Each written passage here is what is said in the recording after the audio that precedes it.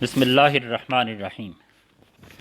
سورہ الزخرف ترتیب کے اعتبار سے 43ویں سورہ ہے، مکہ میں نازل ہوئی، اس کی 89 آیات ہیں۔ یہ سورہ اس دور میں نازل ہوئی جب کفار مکہ نبی اکرم صلی اللہ علیہ وسلم کی جان کے درپے تھے۔ ایک آدھ بار ایسی کوشش کی بھی گئی، شب و روز اپنی محفلوں میں بیٹھ کر آپ کی جان لینے کے منصوبے بناتے تھے۔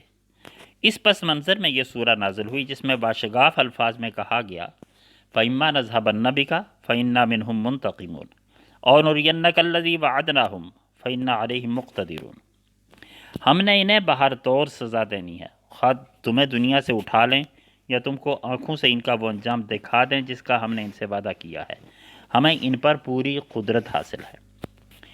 سورہ کا آغاز اس سے ہوا کہ کفار مکہ سے کہا گیا کہ تم چاہتے ہو کہ قرآن کا نزول روک دیا جائے، مگر اللہ نے کبھی شر پسندوں کی خواہشات سے کتابوں کا نزول روکا، نہ انبیاء کی بعثت۔ اس کے بعد مشرکین کے مذہب پر بحث کی کہ اللہ کو اپنا اور کائنات کا خالق ماننے کے باوجود اس کی خدائی میں بندوں کو شریک کرتے ہو، فرشتوں کو دیویاں قرار دے کر انہیں زنانہ صفات سے متصف کر کے انہیں اللہ کی بیٹیاں بتاتے ہو۔ جب ان باتوں پر ٹوکا جائے تو تقدیر کا بہانہ کرتے ہو کہ اگر اللہ کو ہمارے کام ناپسند ہوتے تو وہ ہمیں یہ کام نہ کرنے دیتا، حالانکہ اللہ کی پسند ناپسند معلوم ہونے کا ذریعہ اس کی کتابیں ہیں۔ دنیا میں کوئی کام ہونا اور اللہ کا اسے زبردستی نہ روکنا اس امر کی علامت نہیں کہ اللہ کو اس کا ہونا پسند ہے، ورنہ یہ کہا جائے گا کہ قتل و غارت، ظلم و ستم، چوری ڈاکے اور آبرو ریزی سبھی کچھ اللہ کی پسند سے ہوتا ہے۔ در حقیقت تقدیر کا یہ مفہوم نہیں ہے، لیکن افسوسناک بات یہ ہے کہ مسلمانوں نے بھی دور ملوکیت میں تقدیر کے اسی مفہوم کو پروان چڑھایا۔ ظالم بادشاہ لوگوں کو یقین دلاتے تھے کہ اگر اللہ کو ہمارا اقتدار اور ہمارا انداز حکمرانی ناپسند ہو تو وہ اسے تبدیل کر دے، جب وہ اسے نہیں بدلتا تو اس کا مطلب یہ ہے کہ وہ ہمیں پسند کرتا ہے۔ اگر اس دلیل کو درست مان لیا جائے تو انبیاء اور کتب کا نزول بے مقصد ہو جاتا ہے۔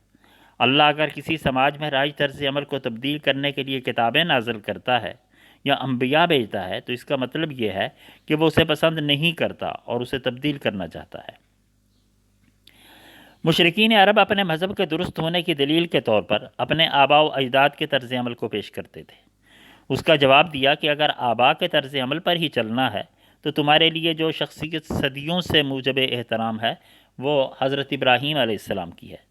وہ تو مشرک نہیں تھے، بلکہ انہوں نے شرک کی وجہ سے اپنے باپ اور اپنی قوم سے برات کر لی تھی۔ اس کے بعد اگر تم عیسیٰ علیہ السلام کے متبعین کے طرز عمل کو دلیل بناتے ہو تو خود عیسیٰ علیہ السلام کی تعلیمات اس کے برعکس تھیں۔